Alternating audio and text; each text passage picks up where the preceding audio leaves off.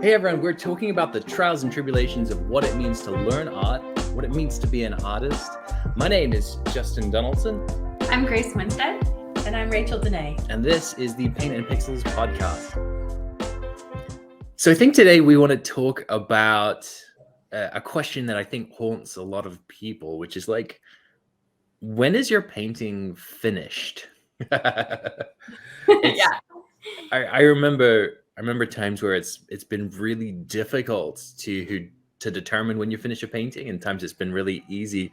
And certainly I know that we get a lot of questions, a lot of students, a lot of people who are just starting their art journey, really just not knowing when to finish. Because that temptation is always to just keep going, like make it perfect, make it perfect. Rendering, just render it to just death. keep rendering. Back to that render problem. Just when in doubt, render out. But yeah, do you have any thoughts for your work, Grace? When is it finished? So when you put it down? This is such a hard question because so much of it kind of depends on what the goal of sort of the piece that I'm working on is. So if it's like a study, a lot of times with like a quick study, I will time myself, like so that I don't force myself to spend like 3 hours or something on it. I'll like put like an hour timer, and I will have a goal, right? Where I'm like, okay, well, this time I'm studying colors or I'm studying whatever. And like if I'm doing like a master copy or something. And once that hour is up, I'm up, So for something like that, I time myself. But like on one of my personal pieces, sometimes, yeah, that's so hard.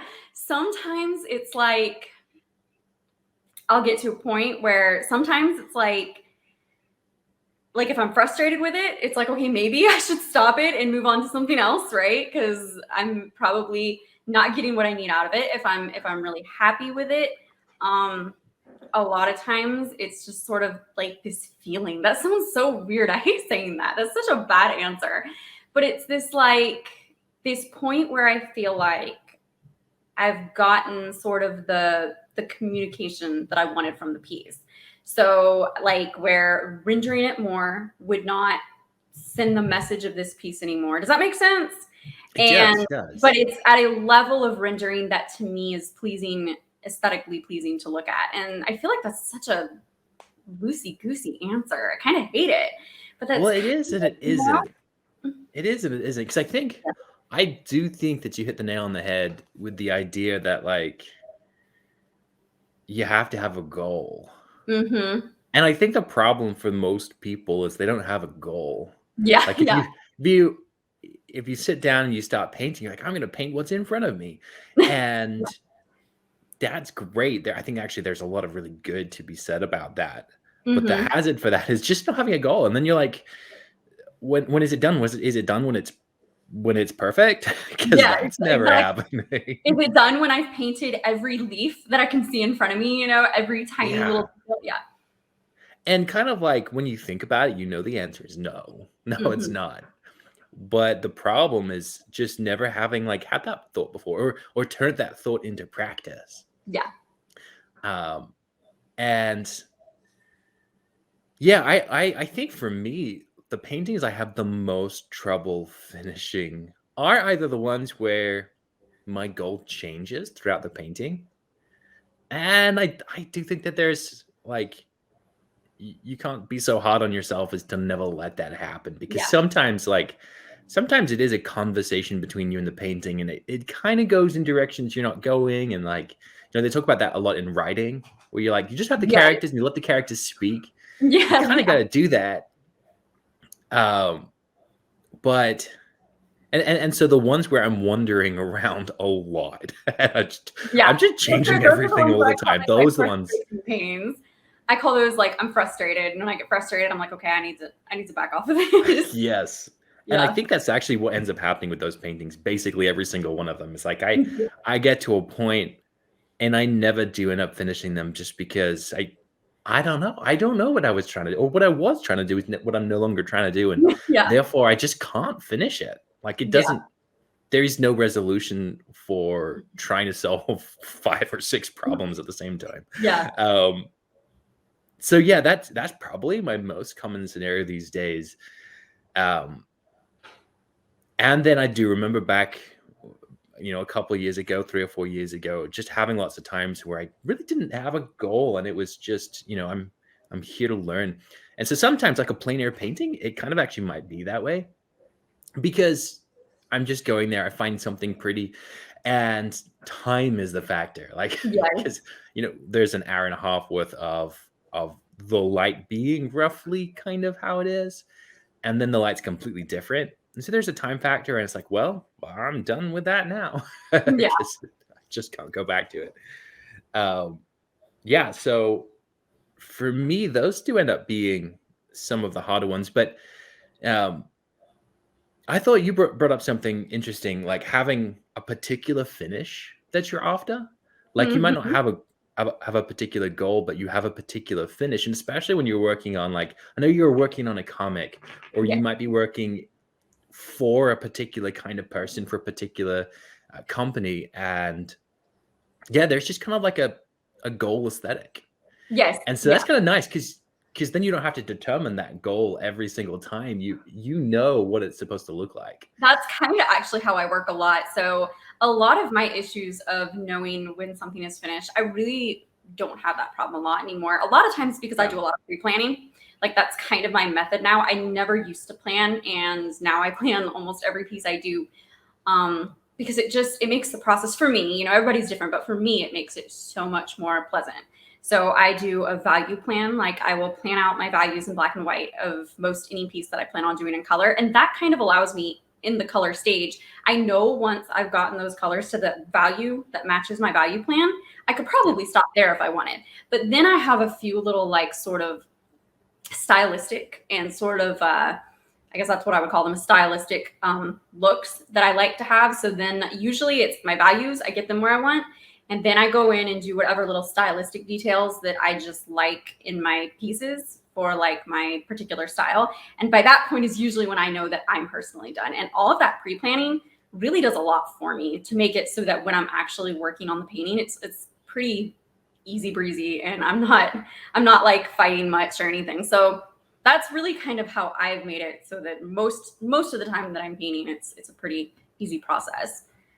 Is just a Yeah. lot of planning. I do mostly work for myself, and I I, I actually probably I don't strive for consistency and finish of what I'm doing. I generally, like, if I'm plein air painting, I'll go and I will force myself to be like, okay, this is the most important thing. Hmm. And like I'm talking object wise. So there might be a tree there. I went and did a tree the other day, and that tree was the most important thing. And it had everything around it. And I was like, I can let go of kind of everything else. If I get this tree right, then that's kind of what I'm after. Well, then Yeah. the next question is like, well, how do you know when you got the tree right? And so there was like one of the reasons I really enjoyed the tree was there's just really round quality to it. And like whenever I've communicated that quality, that's when I know the tree is exactly where it needs to be. And then, what's important after that is like getting it to look like it really goes down into the rest of that ground cover. So that transition like grounds it and helps it feel like it really exists within this world. So like that tree is most important, but then the way that it's being grounded is then really important. And so those qualities of what is grounding it and the things that are coming in front of it and underneath it that really help it give that sense of depth, like those become the next important thing. And then you kind of start to make this hierarchy, visual hierarchy of what is important, what's not. But there are some places where in that painting I like did a single brush stroke. I'm like, that was it. Yeah. That's done. Yeah. um yeah. Yeah. So that's kind of my, really just making sure in the moment that I have a thing that I'm really striving for. And generally it's the thing that made me want to paint it in the first place. And so there is kind of this natural sense, but the hard part then is not letting yourself get distracted by every single other little thing. Because Yeah. it's one of those things that the more you look at something, the more like interesting and beautiful and fascinating it And the becomes. more you start to notice, you start to notice Yeah. more interesting things, and you're like, oh, that's cool too. I could have done that. But And I think that's a really good and a really healthy thing. mhm. it's just like it's just keep coming back to like what that first thing was that brought you to it. Because that's always probably going to be the strongest. And otherwise, you end up wandering around like we were talking about before, and then Yeah. having 10 different paintings in one that doesn't really communicate anything. Yeah, that used to be kind of one stage in my journey. That was my consistent problem. I think when I started out, finishing a painting was difficult because I had an idea that didn't feel like I wanted it to, so I would just keep working at it until it was completely overworked. Right. Then I got to the point where I kind of understood how to troubleshoot. Right. So I was like, okay, turn it black and white, check my values, flip it back and forth, try to check the composition. Then I got to the point where I was painting before the painting so that I actually knew what my value should be. I wasn't at the very end like, oh, I have to change everything. That yeah, happens. yeah. And ever since then, that's gotten to be a lot faster. And Oh yeah. it does become a matter of, is everything rendered to the point where it covers the things I'm interested in, and does it read well from a distance? And if it's got those two, I'm like, it's good enough. Yeah. Me and Rachel, it's so similar because that's kind of, now I do a lot of planning. I figure out if my values are good. I render it to where it's like, okay, this is, I like it. And then I'm like, okay, does this work? Yep, good. Yep, good, we're done. Yeah, and I there's so much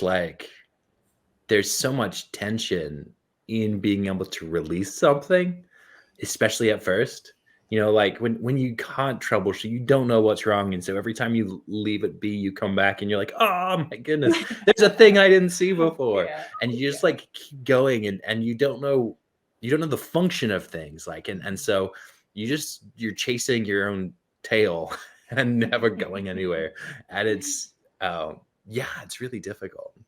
I mean, when it gets down to the little bitty tweaks, I typically, at least with traditional painting, I will make those changes digitally. Oh yeah. At some point, like at some point, I can look at something and be like, I'm going to overwork this if Yeah. I keep fidgeting with it. And so it's just so much easier to digitally work with it. And I don't have a problem with that.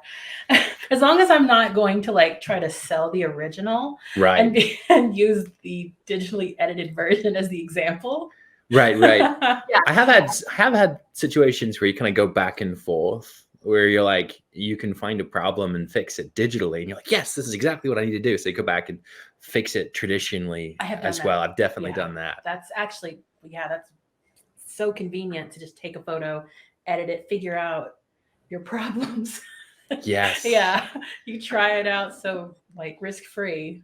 It's great. Yeah, I heavily recommend that. Like answering questions is what digital does best. Oh yeah. You know, like if you do something and you don't know where it's going wrong, like take a photo of it or scan it and then do all the things you're talking about. Like make a black and white, flip it around.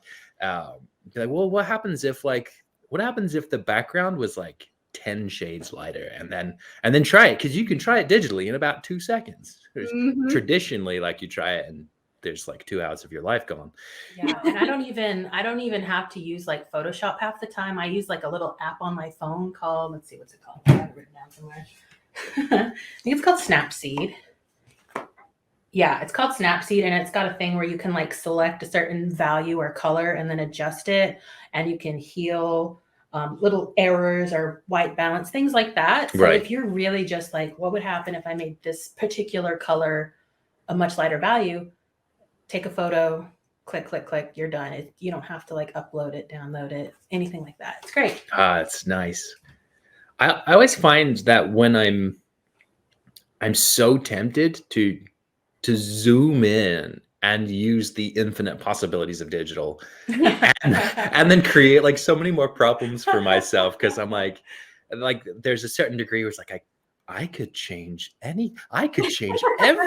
Oh yeah. It all could change, and then Basically, like just turn into a digital painting. Just paint over the whole thing. Just yeah, but the problem with that is that like my traditional paintings end up being so much quicker. yeah. Like I just finish them quicker. They're better quality as far as I'm concerned. and the digital becomes this giant black hole void for me sometimes where I lose hours of my life. See, I'm the total opposite. My traditional takes me so long, and digital, I'm just like, I'm fast. I can just Yes. pop out paintings, and I think it's because I've always worked digitally, so it's like as natural to me as breathing versus like traditional. And I'm like, what am I doing? What the hell am I doing? I don't know what I'm doing, and I'm so slow. But Yeah. What about you? Which one's quicker for you? Quicker? Oh God. I allow myself as much time as I want with digital. Right. So I would say traditional is a lot quicker because I try to work within the confines of the paint, just within one sitting. Like I know I could extend the drying time or rework it the next day, but I just prefer to get it done in one sitting. With digital, I could take weeks just because I just enjoy the slow process of rendering like exactly what I want. Or crazy line work, which I wish I was more like a little more like that, because like I want to be so fast. My problem, and I'm always like my husband, I'm like, I'm so slow, and he's like, you got to get over the speed thing, and I'm like, I can't help it. I want to be fast. It's stupid, because then sometimes like I'll be like in the zone. And I'm like in this kind of like Zen mode. And I'm like, this is really nice. Like, I'm not worried about speed, and it's so nice. But then like half the time I'm like too slow, and I'm my own worst enemy. Like, really.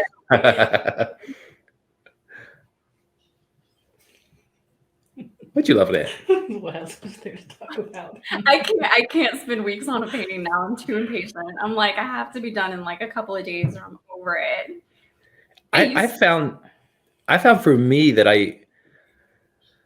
I'm trying to come to terms with the fact that I have always thought about myself as somebody who would do best spending a lot of time on a painting, but I kind of don't think that's true now. Like, I used to think of the value of a painting that is highly rendered and like really large, and just thinking, wow, that's like the pinnacle. That's where I want to be. And the more I get into it, and like the actual process of painting, like in the moment sitting there, I love the beginning stages of throwing stuff down and seeing what happens. And I love the end stages of pulling things together and making it work. And I don't really like much of that in between stage where like you're just spending time, like, I don't know, rendering things that don't necessarily need to be rendered. Or anyway, it's just, I don't know, it's interesting. I've always thought that I would enjoy big, large scale paintings that would take weeks. And I think I've had to let go of that and be like, I prefer these kind of shorter paintings. I prefer these things that are taking like 3 to 10 hours rather than like 10 to 30 hours. Mhm. Yeah. I think that's where I want to be. And I think that's healthy, because I think that means I'm not fighting myself anymore with what I want to do. But actually, like, there's more like what I want to be doing, and then there's what I want to had done. I don't know if that's the right way to phrase it, but like, I want to be doing these like fast, impulsive things. But at the end of the process, I think I've spent so much time wanting to have this really high finish quality that I actually think I only appreciate in some circumstances and at some times. Well, and luckily with a high resolution scanner and your printer, you can turn the tiniest little painting into a giant printed, and it's incredibly satisfying to look at. It's the best. Yeah, I kind of like, I see that pod as continuing the process in a way. Like, I know a lot of people who want their prints to be 100% accurate to the original, but sometimes I think, like, kind of make it better in that process. Kind of make it like a little bit closer to what it is that I actually want from this painting. And I'm not talking about like adding in whole elements or anything like that, but like, what if it was all a little bit darker? What if it was all a little bit lighter? Like just these overall corrections. I'm not really changing the elements. I don't know, just slightly adjusting some things. But I kind of like that that ability to keep continuing the process. And especially, like you said, you get these little paintings and scan them. And I have the scanner. It's the Epson V600. and it scans up to 1200 DPI, which is crazy. So if you see something on the screen, that's 72 DPI. If you see something printed, it's 300 DPI. And so essentially you can get these like little sketchbooks and scan them in and print it off the size of your wall. And it's so fun to That see has a painting so cool. evolve. It's like a microscope, though. You have to It go is. and remove Yeah. it, like little You gotta remember the fuzzy hairs little that go in there. hairs. And oh, yes.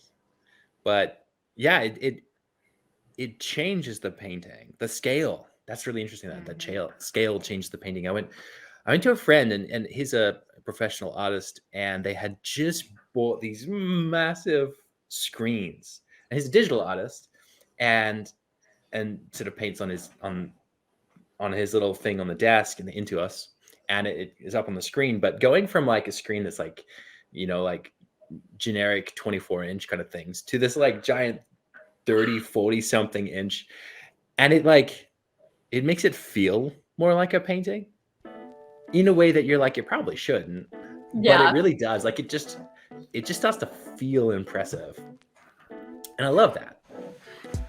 This podcast is brought to you by my online painting courses. Now, whether you want to learn to paint landscapes in any medium, to figure out how gouache works, to work your way through form and rendering to make your paintings pop and feel lifelike, or you want to learn how to make hand-painted anime backgrounds, I have exactly what you need.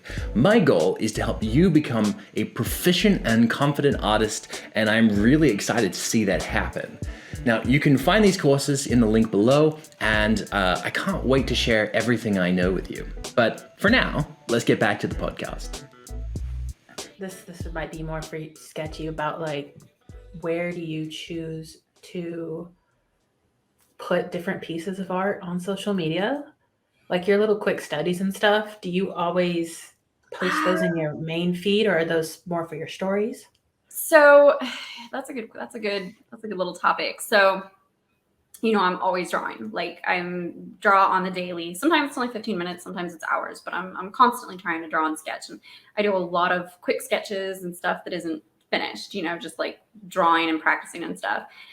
Sometimes, and like I try to keep my main Instagram gallery, at least finished is not the right word, because I will put sketch work onto it because I really like sketch work. It never does as well as like my colored work. My colored work always does way more numbers than my sketch work does. But I actually am somebody who really enjoys seeing artist sketch work. I love sketches. I love sometimes I prefer like when you see like animator sketches than like the finished colored stuff. I like sketches.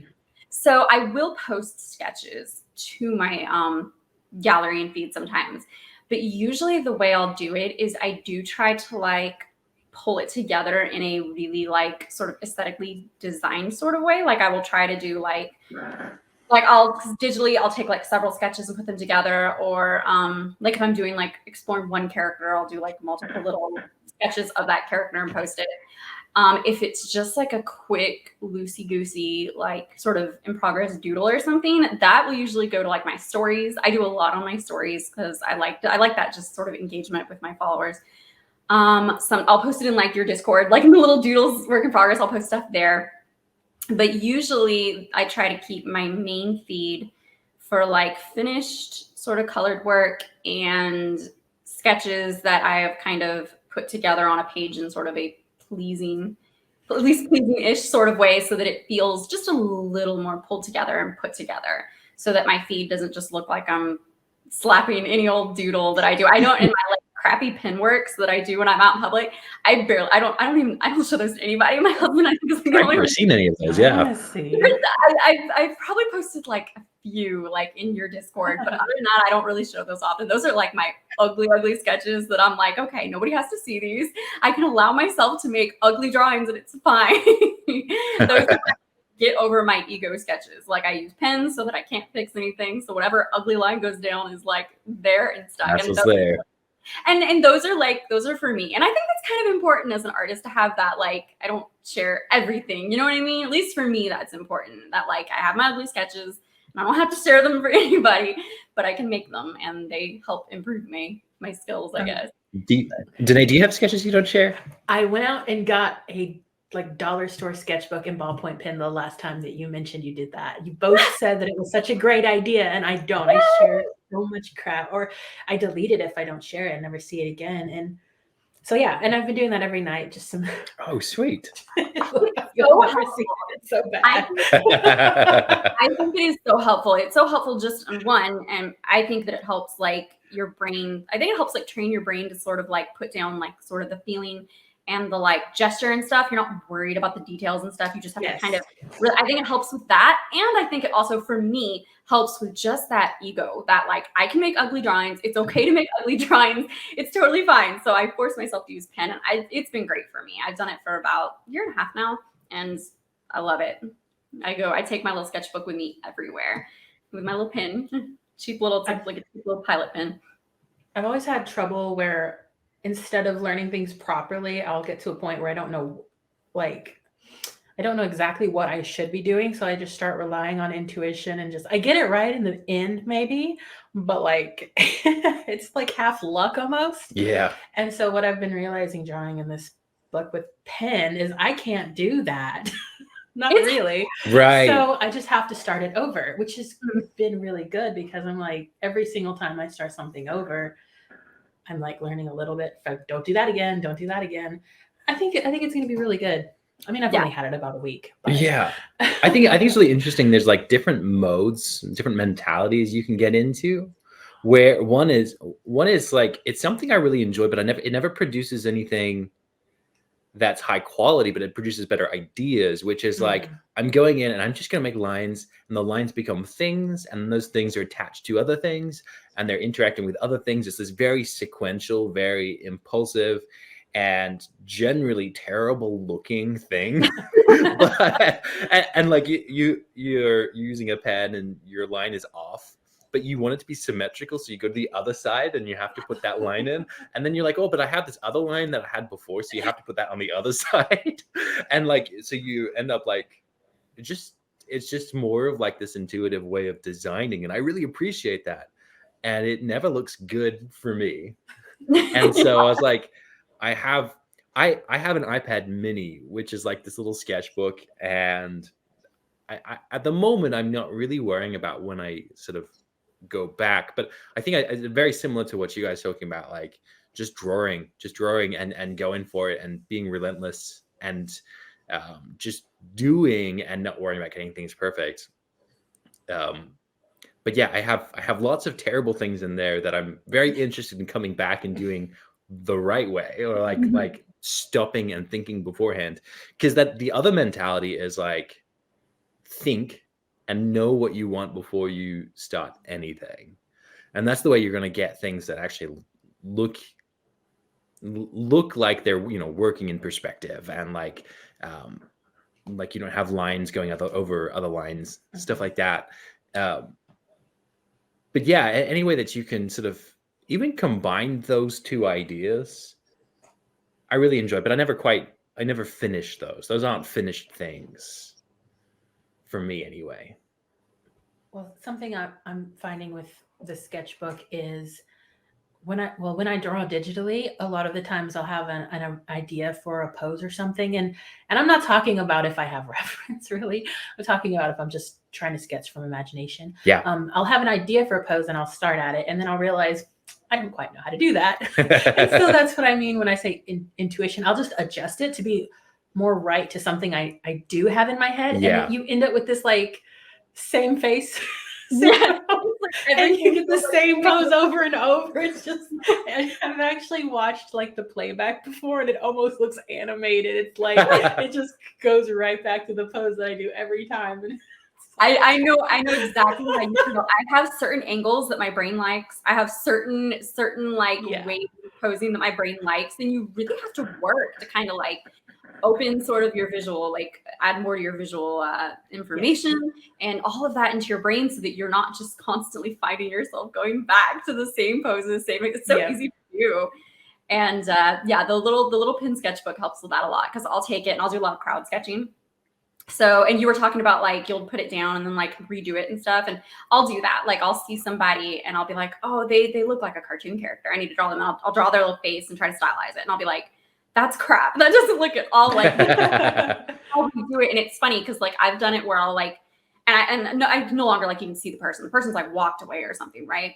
And then I'll like redo that same sort of impression that's in my head several times. And usually by like the third time, it's like, okay, that's looking pretty good. That's looking all right. So it's been really great. I love my little pen and sketchbook. It's handy. Yeah, there's something also about having your mistakes stare back at you Yeah. days later. Like I can't just delete it. I guess I could rip it out, but I usually wouldn't. I come back and I'm like, I really don't know how to do that. I should look up a tutorial. I mean, it's Yeah, I think everywhere online. that's so helpful. Like going from feeling like you can doing it and then drawing and then erasing, drawing, erasing, drawing till you get it right. There's like very incremental steps to getting something right where in a way you're kind of fudging your way to the truth. Yes, exactly. Yeah. But when it comes down to like you see the thing in pen and it's terrible and you need to do it again, but then you can't incrementally get there. You have to be like, okay, what are the big differences? Yeah, you really have to kind of break down exactly where the knowledge gaps are. Like, what don't I understand here to make it so that I can't draw this in pen, you know? So, you know, one of my favorite exercises, and I get on kicks of doing it, but this is a way of getting something into your visual library is you sit down, you have a reference, and you draw from your reference. And then you cover up the reference, you cover up what you just drew, and now you have to draw it again. I've done that. That is such a good exercise. And it's really good because you're like, oh, yeah, I know how to do that. I just did it. I saw it once. I did it once. Clearly, I know how to do it. And then you get to it and you get to a certain point and you're like, I have no idea what comes next. Like, I have no idea what I'm missing or what I did wrong. And then you uncover and you're like, oh, that's what I did wrong. Because like, yeah, I've done that with anatomy drawings. It really helps you. Like, you look at the one you did and you're like, it helps you understand sort of the body parts that you really don't get, that are like not in your brain. It's very helpful. Yeah, you get to see what is right. You get to see what you thought was right. And you get to see the difference between them. Yeah. And also doing like a really similar variation that really fills in like some big gaps there. Yeah. I love this. You have the similar variation when you get to fill in gaps. Then you have like the big variations. You're like, this is what it's like with the arms out. This is what it's like with the arms down. And then you're like, okay, now I suppose I control what's in between. And you go and do it. And it's definitely better because you know these are the two extremes. But then you get to see like the little variation, the little things that happen. So Grace, we kind of talked about what happens, traditionally and continuing that process with the scanning and the printing and feeling like there's almost like a continuation of this creation process.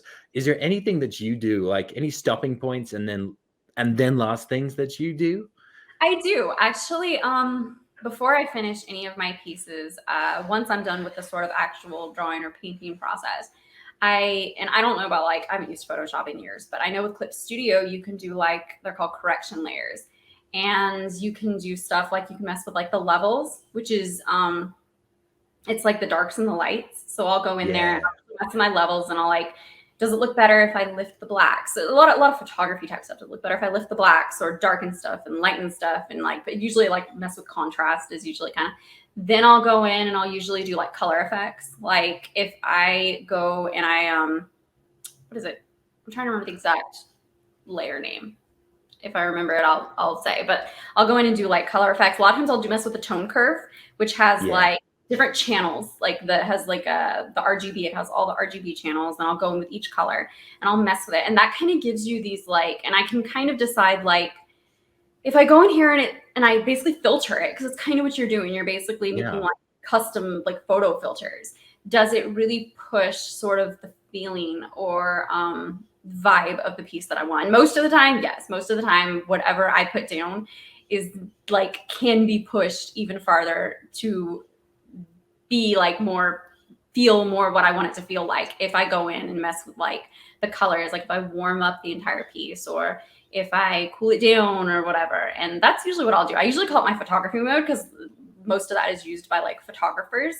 Yeah. Sometimes what I'll do is you can take like a finished piece and you can put it in like Instagram filters and see if there's like any particular Instagram filter that you feel like, oh, that's nice. Like that really pushes Right. closer to what I want. And you can like, then like you can go back and try to see if you can kind of figure out how to mess with sort of the different layers or color effects to kind of get that feeling, or you can just leave the Instagram filter over it. I mean, that's always an option too. But I do like to usually do those kind of changes on my big file. So, but I've done that where I've tossed an Instagram filter over it and noticed like, that's cool. I really like the way that effect that it's giving.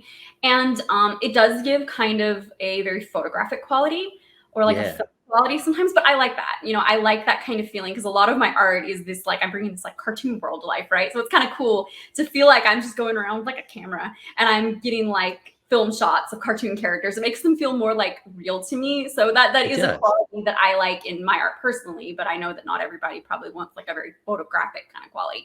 But for me personally, it works really well and I enjoy doing it. So That's so cool. I remember the first time that I saw somebody really using levels and corrections late in the process, and I thought they were crazy. So I was watching Feng Zhu. Do you know Feng Zhu Design Cinema? mm-mm. Is a YouTuber. He's a Yeah. concept artist. He is Awesome series on it. fantastically skilled, and so he'll just go through and paint things. And I remember watching, and he did this thing. It was a paint photo bash, getting everything all the way in, and sort of I at that point I understood like bringing something in and changing it so that it Mhm. fits, and then working through things. But it was like an hour and a half in, and he brings this global levels and Yeah. just like changes everything. And I was like, you just spent an hour and a half getting things just right. Why the heck would you come in and I've like done that. change the color, change the value levels of everything? Like, and it's really interesting to me. Like, I think that reveals my almost like a bias, or like this idea that you're going kind of for that perfection, or like you're going for just the right thing, and you're kind of closing yourself off to all of the like, how could Mhm. this be better? How could this be Yeah. better? Well, I think that sometimes when you're working on a painting, you start it to get into this would you call like a relative sense of feeling right? Yeah. And so like you might be straying further and further away from your actual original vision, but you're just moving towards what feels good. And then you step back and you're like, okay, this looks correct, but it's so far from where I want it to be. And that's where it's really nice to throw on big correction like that. Like let's dial it back a little. Like, you know, if you could be moving closer to daytime and you wanted a night scene, it could be something that simple. Yeah, that's true. I've done that There's before.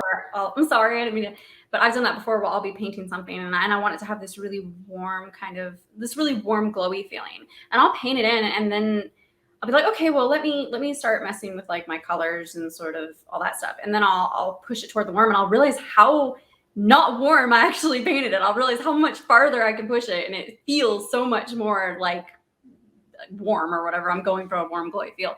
How much better it feels than what I actually put down. It's like you get eye blind. You know, you've been painting yeah. so long, you really stop seeing that like this is not actually quite as pushed as I really want it to be. And those things allow you to kind of like take it to where like, oh, that's right. That feels good. That feels nice.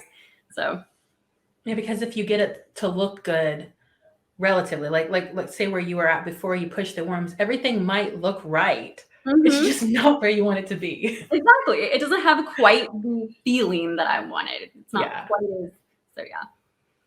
Yeah, and there's also kind of this tension, like that it is all relative, and that it does look right where it is. And anytime you make those like big global changes, if you're not prepared for it, it's a shock. You're like, Yeah. no way. Like this, but that's the kind of thing. Like you leave and come back and be like, oh, now I see it. Like, yeah, definitely.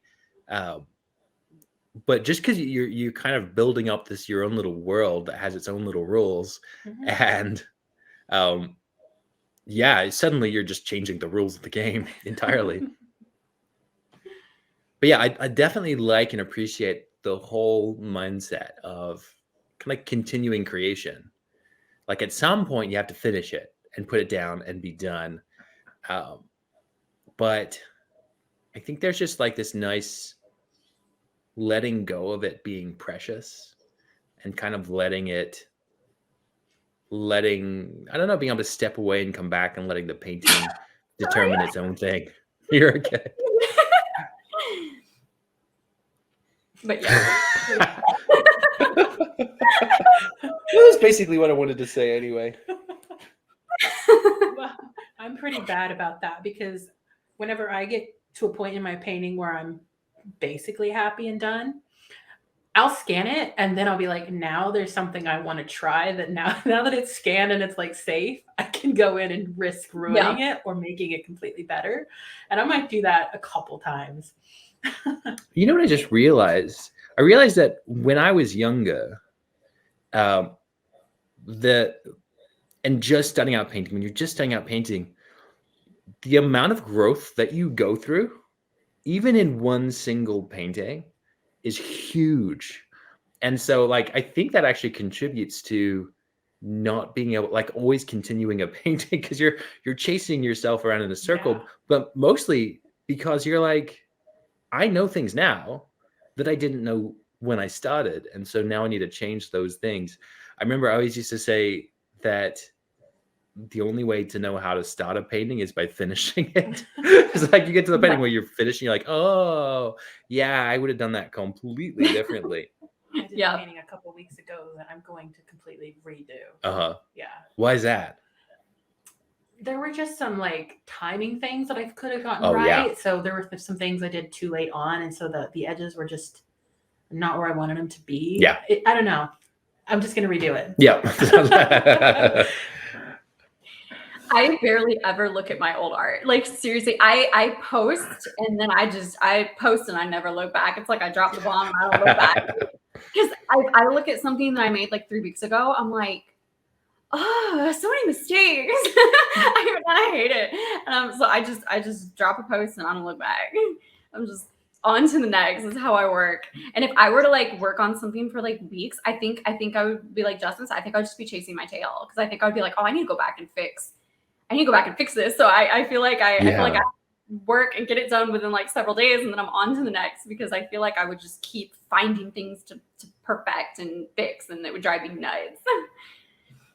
Well, when I work digitally, I work pretty different than most people, I think. Not most people, but I work like item by item because I have the picture in my head already. And I've had people be like, what are you doing? I'm sorry. So for me, it's a little bit easier not to feel like I have to keep going back because like I move. It's almost like a bunch of tiny paintings within. You're like moving on for each. I am moving on. Yeah, it just takes within the a painting. long time because there's a lot of things. So. Yeah. Well, you do all those like really like you cram in so many cool details. It's really neat to see all the stuff you'll put in like every single time. I'm like. Actually, how many are there? Like I could do twice as many. But it gets to the point where you can't fit in that. You just like for scale. I guess if I printed it out huge. Yeah. But yeah, there's got to be a limit at some point. Does there have to be? You know what? I'm experimenting. We'll see. You could do those like paintings where you like find stuff. I think those like hidden object paintings. Yes. And Rachel would be so good at those. They're like little hidden objects. What are you saying? I used to have a ton of those books. You should next painting. You should like hide some stuff in there for us to find in the Discord. That'd be so fun. Okay, I'll do it. You know, it's so funny. In high school, I had a friend who was illustrating a book for some person, and in one tree she was drawing, she had accidentally drawn this bunny, and she was like, how funny would it be if I hid this in every single page? She did? Did she do it? She did, and we called it Crack Bunny because it looked it looked like it was a crack. It was all wibbly wobbly to be hidden. Anyways, I love that, and it stuck with me a little bit. Like I could hide anything. You could hide everything no one in will there. Know. I love it. I love how but sort of between the three of us, what we would all consider finished is very different. Oh yeah. Because like I don't really get joy from hiding things. and putting in like immense amount of details, and that's okay. But that means that like my finished paintings are going to look different than yours, and it just brings us back around to that idea of like, what are you trying to do in the first place? You're Mhm. finished your painting when you do what it is that you're trying to do and succeed at it, not when it looks exactly like the thing you're looking at, or like when the anatomy is all perfect and when the lighting is all perfect. Like, it's just not. That is a very difficult approach to art. I still wish I was a little closer to your method sometimes. Sometimes I'll film myself painting and watching it back, I'll be like, oh, that was gorgeous. And then I watch myself go right in and just destroy it. Why would you do that to me, past me? Self-sabotage. Some of the charging effects that you get and stuff are gorgeous, and I don't realize until it's too late that I should have just not touched it. The hardest thing is leaving those. Yes. And I cover more than I want to cover as well. It's patience. I know that has to sort of dry, and I'm not patient enough. I just go in. Yeah. I think it's almost like sometimes it's like learning when to finish. It's like each one you learn a little bit more, like stuff like that. It's like, well, maybe for the next one I shouldn't cover this. You know what I mean? I think it's like it's just this constant learning process that will probably always evolve in every artist over time. What they I certainly consider. hope so. Yeah. Yeah. I think if you're not evolving, then you're probably not learning, and you're probably not actually going for a goal. I don't know if I've connected those dots well enough, but like, if you're going for something, then there's always a better, more efficient, more effective way of getting to that place. And that's really cool. So like, Justin, I think we've kind of like, I think it's kind of about having a goal and what you want to communicate. I think that's kind of the key to like knowing sort of when to finish. If you know what you're trying to say, and you say it, that's all that really matters.